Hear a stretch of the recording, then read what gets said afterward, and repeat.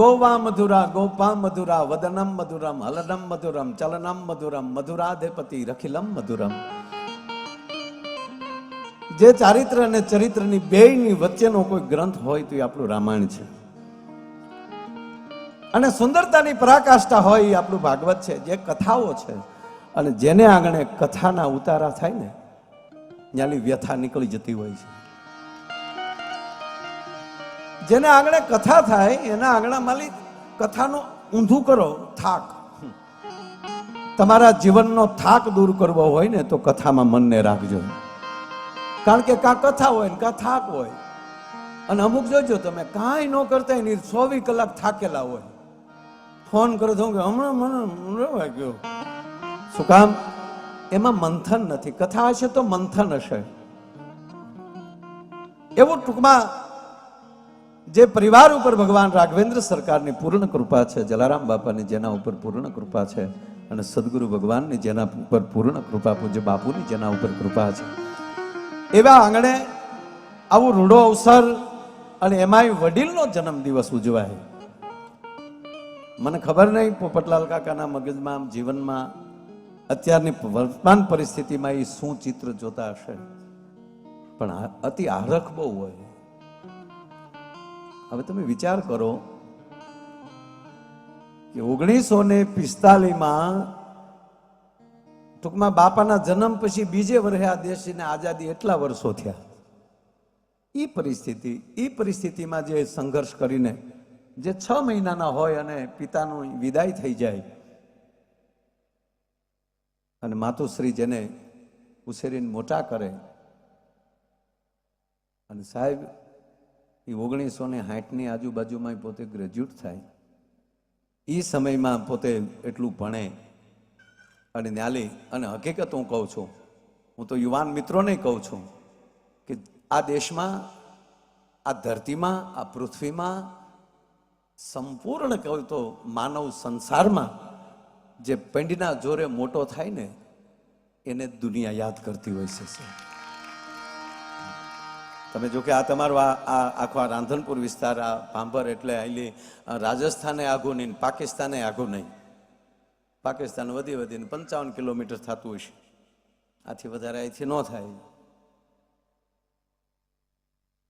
અમારે દરિયો હાવ એટલે હું ઠેઠ ગુજરાતના હોપટ ઓલે શેડેથી આ શેડે આવ્યો છું. આગળ 15 કિલોમીટર પછી, માની લો 40 કિલોમીટર પછી ગુજરાત નથી. અને મારે દરિયો આવી ગયો હાવ મહુવા. એટલે જેટલી સ્પીડથી આવ્યો છું એટલી સ્પીડથી હું પ્રોગ્રામ આપવાનો છું. હવે તમારે મેપમાં નાખો નાખી લો મારે કેટલી કલાક થાય. હવે જેટલી કલાક હું ગાડીમાં બેઠો એટલી કલાક તો સ્ટેજ ઉપર બેસું ને ભાઈ. ના, આપના બધાના સમય પ્રમાણે હું ચાલીશ. મને કોઈ અહીં બેસી ગયા પછી કોઈ આળો ચડતી નથી. મતલબ મારો કહેવાનો અર્થ. પણ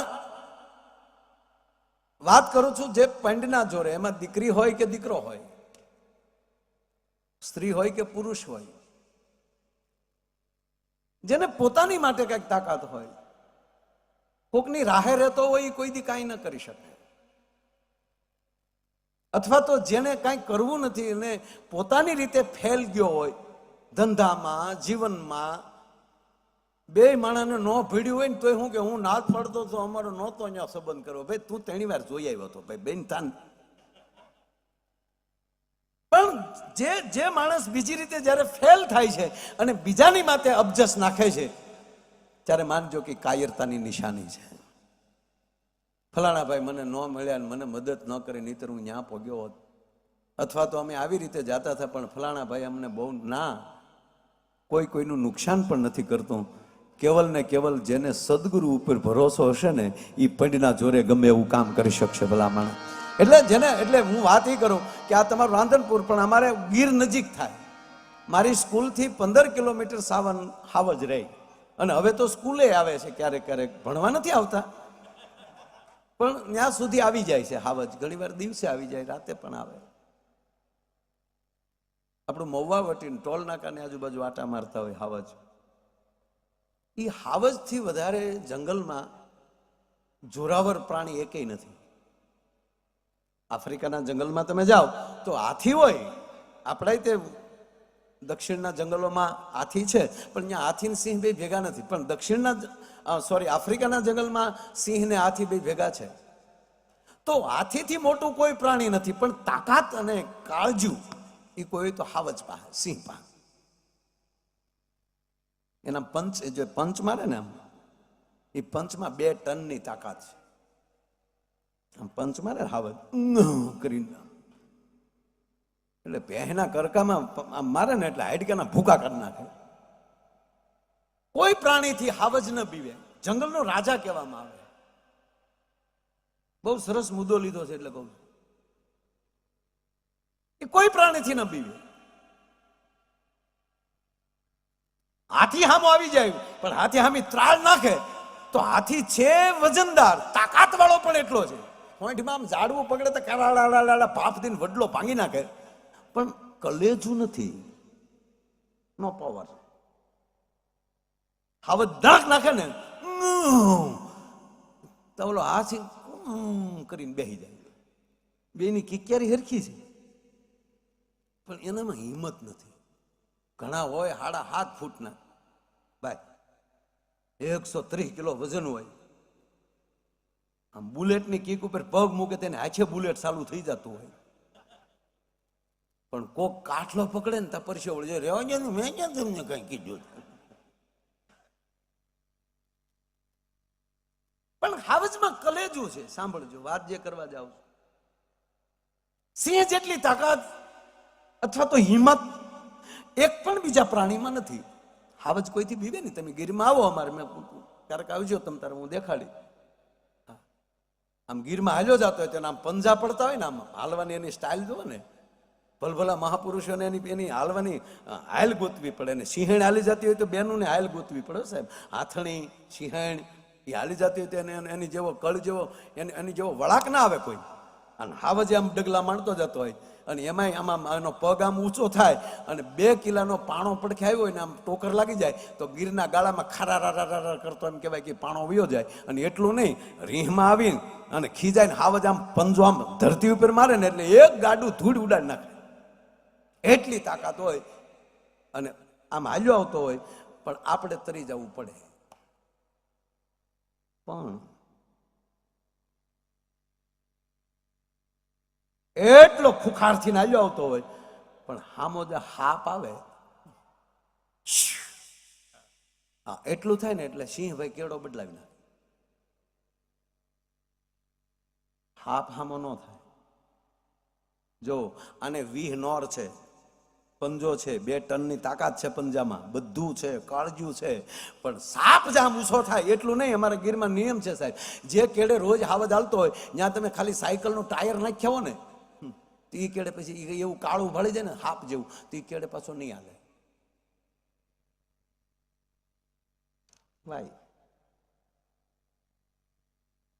એનથી કેમ બીવે છે? એનું કારણ એક જ, કે એક જ એવો હાપ છે, એને પોતાનું ઝેર છે, પોતાની તાકાત છે. નથી હાથ, નથી પગ, પંડીના જોરે જે હાલે છે. 50,000 માણા બેઠો ને કોકે કીધું હાપતા બધા કોની પાસે ન કરી, એ કરે ક્યાં 50,000 ને કડવાનો છે. પણ જે પંડને જોરે ચાલે છે, પંડ ગહીન ચાલે છે, અને કોઈનો આધાર નથી, એના માટે શિકાર પણ કોઈ ગોતતું નથી, પણ પોતાની અંદર પોતાનું ઝેર છે. એમાં દેશના યુવાનોને, દીકરી દીકરાઓને અને આવા વડીલો પાસેથી એ શીખવાનું કે આ બધા વડીલો જે મોટા થયા ને એ પંડના જોરે મોટા થયા છે બાપ, એટલે આજ એને યાદ કરવા. આ સમૂહ લગ્ન સમિતિના અત્યાર સુધી એને સેવા કરી. અને બીજી મને સમાચાર મળ્યા કે આજે મુંબઈમાં પોપટલાલ કાકાને મોટામાં મોટો એવોર્ડથી આજે સન્માન હતું, વર્લ્ડ લેવલના એવોર્ડથી. પણ પરિવાર અહીંયા જન્મદિવસ ઉજવે છે ત્યારે બાપા કે આનાથી બીજો મારે એવોર્ડ કયો હોવો જોઈએ? મારો પરિવાર, મારો સમાજ, મારા સગા વાલા એ બધા ભેગા થયા હોય તો ઓલો પણ મારો સમાજ જ છે, પણ પાયો અહીંયા છે, આનાથી બીજો એવોર્ડ ન હોઈ શકે. અને એવા પોપટલાલ કાકાનો આજે જન્મદિવસ છે ત્યારે ભગવાન રાઘવેન્દ્ર સરકારને પ્રાર્થના કરીએ કે એની ખૂબ સારી તંદુરસ્તી રાખે અને દીર્ઘાયુ આપે. વડલોય વડલો છે, મોભી મોભી છે. ખોરડામાં બેઠા હોય ને તો એ ત્રણેય ભાઈઓને કાંઈ કંઈ કામ આવ્યું હોય ને તો કોકને એમ કે ઉભા રહ્યો, અમારે હજી બાપાને પૂછવું પડશે. પૂછવાના જેના ઠેકાણા હોય આવી વ્યક્તિ જ્યારે અહીં ઉપસ્થિત છે ત્યારે અહીંયા એમના ખૂબ ખૂબ વધાઈ આપીને દરેક વડીલો, સગા વાલાઓ, ગિરીશભાઈ નામ લેવા બેસું તો હું ઘણાના નામ લઈ શકું, પણ અને આખે આખી તમારી પરિવારની યુવાન ટીમ ખડા પગે ઊભા પગે રહીને બાપનો બોલ પાડી રહ્યા છે. સારું સુખ જ એ છે કે તમારા સંતાનો તમારા ચીલે ચાલે અને કાળજે ટાઢક રહે. છોકરા બહાર ગયા હોય, બાપા ઘરે બેઠા હોય, દાદા ઘરે બેઠા હોય અને આપણે ઘસઘસાટ ઊંઘ આવી જાય કે નાના કોઈ ચિંતા નહીં. બાકી ઘણાના છોકરા ઘરે આવે ત્યાં સુધી એમ થાય કે હાશ આવી ગયા. પણ સાચું સુખ એ છે કે આપણા સંતાનો, અને હું યુવાન દીકરી દીકરાઓને કહું કે બસ તમે સંપત્તિ કેટલી રળો એની હારે અમારે કાંઈ લેના દેના નથી. તમારા વડીલોને સુખ કેટલો આપો છો એ મોટામાં મોટી વાત છે સાહેબ. એટલે આવો એક પરિવાર અને આવું રૂડું એટલે પરિવાર કહું ભાઈ હિતેશભાઈ, દિલીપભાઈ, નરેન્દ્રભાઈ, આ બધા પરિવારના તમામ વડીલો, તમામ મારી માતાઓ, બહેનો અને બાળકો, મારા શબ્દોની શરૂઆત કરતા પહેલા મંચ ઉપર રામચરિત માનસ બિરાજે છે એના ચરણોમાં પ્રણામ કરી, વ્યાસપીઠને પ્રણામ કરી, વ્યાસપીઠના વક્તા અહીંયા સરસ મજાની કથાનું અમૃતપાન કરાવી રહ્યા છે એવા રમાબેન હરિયાણી, એના ચરણોમાં પણ અહીંથી હું કોટી કોટી પ્રણામ કરું છું. એ કદાચ અહીંયા પધારે કે ન પધારે પણ ટૂંકમાં એ સરસ મજાનો આપણને એમની વાણીનો લાભ લઈ રહ્યા છે. તો એને પણ હું યાદ કરીને ઉપસ્થિત તમામ વડીલો, યુવાન દોસ્તો, માતાઓ, બહેનો, આપ બધાને પ્રણામ કરી અને હવે મારી પાસે કાંઈ પુસ્તક હોય નહીં. તમારું મસ્તક એ મારું પુસ્તક. બીજી વાત એમ હોય ને કે કલાકાર આવે તો એટલું માણા, મારે કોઈ દિવસ પબ્લિકનું મેં જોયું નથી. કેટલા બેઠા એની કરતાં કોણ બેઠું ને એ મારા માટે મૂળ અગત્યની વાત હોય છે. એટલે એમાં મને મારા પોરહમાં કોઈ પણ પ્રકારનો તમને જરાય ઓલું ન રાખતા. હા, અહીં ટેજ ઉપર બેસી જાય એટલે પછી આમ જુઓ હરાઈ હરાન પરાઈ પરા. પણ તમે કઈ રીતે સાંભળવા માંગો છો? તમારા આંગણામાં તમે ફૂલઝાડ રોપી ગયો તો ફૂલ આવવું એ સાવન જરૂરી નથી, પણ એ ફૂલ છોડને તમે કઈ રીતે ઉછેરો છો ત્યારે એ ફૂલ છોડ છે એ તમને ફૂલ આપતો હોય છે. અને બાપાને તો આ બધી વાતોમાં મારી કરતાં વધારે ખબર છે. જે ઓર્ગેનિક ખેતીમાં જે એને જંપલાવ્યું છે વર્ષોથી, શંકરભાઈ ચૌધરી આને પૂછીને ઘણું કામ શીખી ગયા. આ હકીકત છે. ડેરીના એ ક્યાંક ડેરીમાં છે ને, ડેરીના ચેરમેન છે, ન્યાય કંઈક ઓલું બાયોગેસનું કંઈક, હા બાયોગેસ પ્લાન કંઈક એને કર્યો છે. મને એક બે વાર બે જણાએ કીધું મને કે તમે જોઈ આવો તો તમારી ગૌશાળામાં તમારે બાયોગેસ કરાય. મેં કીધું બાયોગેસ વાપરે છે એટલું ઘણું છે, પછી આપણે કરશું કાંઈક આપણે. પણ નાના આવા બધા આવા મહાપુરુષો પાસેથી નવા નવા આવા વિચારો જે આવે છે એ એક કેવલ ને કેવલ તમારા વિસ્તારનું ગૌરવ નથી, ભારતનું ગૌરવ થતું જતું હોય છે સાહેબ. આવા વડીલો પાસેથી જે સદવિચારો આવે છે એ કોઈ યુનિવર્સિટીમાંથી ન આવે, એ આવા વડીલોના કોઠામાંથી ને એક આપણી માવુના કોઠામાંથી આવતા હોય છે સાહેબ આ સદવિચારો. હા, એટલે કે પેટમાં પોઢી એ જ સાંભળેલી શિવે રામ લક્ષ્મણની વાત. જો આ માના કોઠાના સંસ્કાર. શિવાજી મહાન હું કામ થયા કે જીજાબાઈએ પેટમાં હતા ને શિવાજી ત્યારે આ રામાયણના પાઠ વાંચ્યા. આ યાદી દેવરાય. હા, હમણાં એક હોસ્પિટલમાં સાહેબ બાપા એક બાળકનો જન્મ થયો, એટલે મારો નાની ઉંમરમાં જન્મ થયેલો. હા, એટલે હોસ્પિટલમાં એ બાળકનો જન્મ થયો. હવે જે વસ્તુ જ્યારે હારી લાગતી ત્યારે લાગે. જન્મતા વેત બાળક રડે તો જ સારું લાગે, બરાબર? જન્મતા વેત ન રડે તો ડોક્ટરે એમ ઊંધું રાખીને પાણીના સાપા નાખીને ગરમ પાણી. આમ જો આનંદ તો માના ખોળામાં છે, બાકી દુનિયા તો ગમે એમ કરીને રોવરાવાની છે આપણને. એટલે જન્મતા જ બાળક રડે તો જ સારું લાગે, બરોબર. ઉવા ઉવા ઉવા